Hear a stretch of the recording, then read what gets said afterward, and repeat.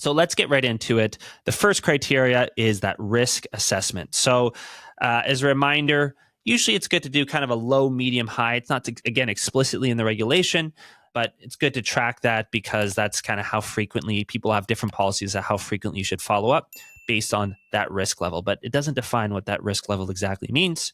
It's more of kind of feeling low, medium, high. And then also as part of that risk assessment is different reporting that you have to do. So this is a bit more specific. You need to report if you think it's a suspicious transaction.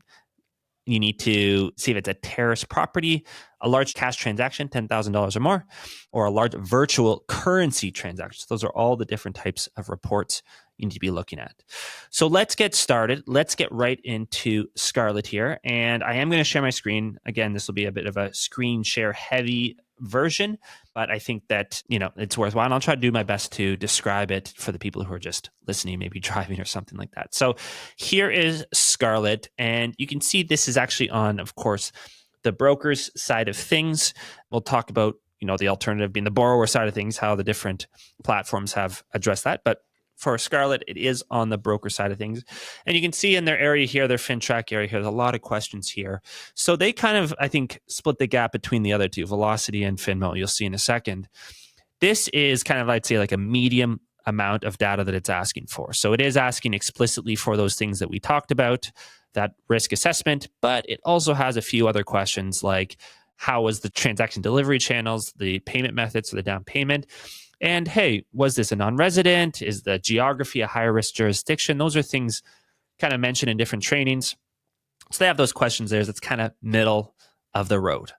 The thing that I'll quickly mention with this, and this is actually a really important point I want to hit right off the top, and why I actually wanted to start with Scarlett, is they have this generate PDF report. So as you can see here, they're giving you the option to download it, to own it. It's yours, right? And I talked about this a bunch on other podcasts, so I don't want to get into it too much. But this is exactly what I'm talking about in terms of the independence that you need to be looking for in these different platforms. So Scarlett is providing that, which I really, really appreciate. If you look at the other two, Finmo and Velocity, I wasn't able to find that same export. Maybe I'm just missing it, but I wasn't able to find it. And so what they're doing is they're saying, hey, this is Finmo and Velocity. And I get why they're doing it. You can use these tools that we've developed and put a lot of effort into, but your brokerage also has to use it for even to be useful. And if your brokerage is using it, then they're probably going to mandate it across all the agents. And so this becomes a tool to ask, first of all, brokerages to use it, but then maybe even more importantly for then those brokerages to mandate the use of their submission platform. So a very subtle point, but a very important one, and one to think about. It looks like Finmo and Velocity kind of chose the other way, mandating, fine, that's your choice. Scarlett's chosen, it seems, the more independent way. It kind of has always been their brand flavor, and we can see it here. So that's very interesting.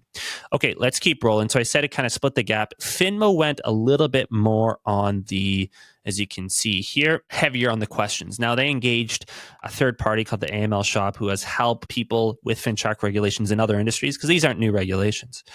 And they put together this list of questions. So I think this is a cool one. Again, this goes to, I think, the way Finmo thinks about software development, where it's a little bit more opinionated. Instead of just saying, okay, these are the regulations, we're going to throw it up, they want to add a layer. They want to add a little bit of expertise and say, no, we actually consulted. We kind of know what the right questions to ask. We are going to ask questions, and then we'll determine the risk assessment based on these questions versus you just putting in that high, medium, low. So I think that's, an interesting thing there. Quite a few questions, but, it depends, I guess, on your preference for that one, I would say. I think in some cases this is good. Other cases, maybe not. I think the case where it's not as good is if, maybe they miss on this. As talked about earlier, we don't know exactly. It's not super explicit in the regulation. And so if things change quickly, this will be harder to pivot than maybe some of the more lightweight ones. But if it's not, if they were right, if they got it right the first time, this might actually be quite a bit more valuable. Takes the thinking out of it, does it for you. So interesting thing there. And then Velocity finally as the third one here. They went a little bit, probably the lightest possible weight. They literally just asked the questions you need to ask. So those 4 reports, that's what these ones are down here. And then a low, medium, high, and a little bit of an explanation there. This stuff here talks about PEPs and identity verification, which we'll get to as the second and third points, but they kept it super lightweight. And so this is kind of the opposite of Finmo. You're going to have to do a bit more thinking as a broker for sure. Kind of say, okay, well, is it high, medium, low? I don't know. You're going to have to do that thinking. But as a platform, I think they might be able to pivot quicker if things change or if we learn new things about these regulations. So that's interesting there.